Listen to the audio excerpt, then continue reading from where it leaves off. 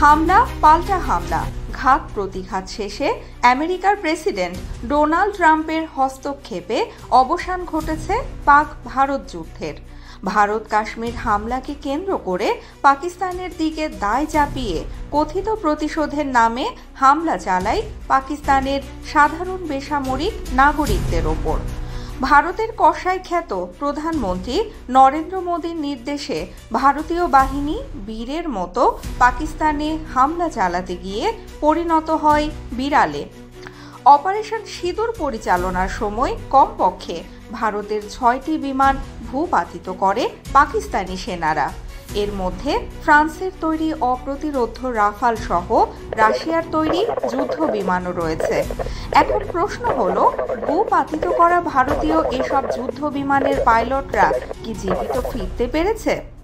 সামাজিক মাধ্যমে একাধিক ভিডিও ছড়িয়ে পড়েছে যেখানে দাবি করা হয় পাকিস্তান ভারতীয় এক বিমান বাহিনীর পাইলটকে আটক করেছে। এতে বলা হয় ভারতীয় বিমান বাহিনীর নারী পাইলট শিবাঙ্গী সিংকে আটক করেছে পাকিস্তান। ভারতীয় যুদ্ধ বিমানে পাকিস্তানি সৈন্যরা গুলি চালানোর পর সেটি বিধ্বস্ত হয়। পরে সেই বিমানের পাইলট শিবাঙ্গীকে আটক করে পাকিস্তানের সামরিক বাহিনী। তবে গণমাধ্যমের সঙ্গে আলাপকালে পাকিস্তানের সশস্ত্র বাহিনীর মুখপাত্র আহমেদ শরীফ চৌধুরী বলেন, আমি একেবারে পরিষ্কারভাবে এটা নিশ্চিত করতে পারি যে ভারতীয় কোনো পাইলট আমাদের হেফাজতে নেই। এটা সামাজিক যোগাযোগ মাধ্যমের অতিরঞ্জন, ভুয়া সংবাদ এবং প্রচারণার একাধিক উৎস থেকে এই ধরনের গুজব ছড়ানো হয়েছে। ভারতীয় অত্যাধুনিক যুদ্ধ বিমান রাফালের ওই নারী পাইলটকে আটকের গুঞ্জনের বিষয়টি সম্প্রতি পরিষ্কার করেছেন পাকিস্তান সামরিক বাহিনীর জনসংযোগ পরিদপ্তর ISPR এর মহাপরিচালক লেফটেন্যান্ট জেনারেল আহমেদ শরীফ চৌধুরীও।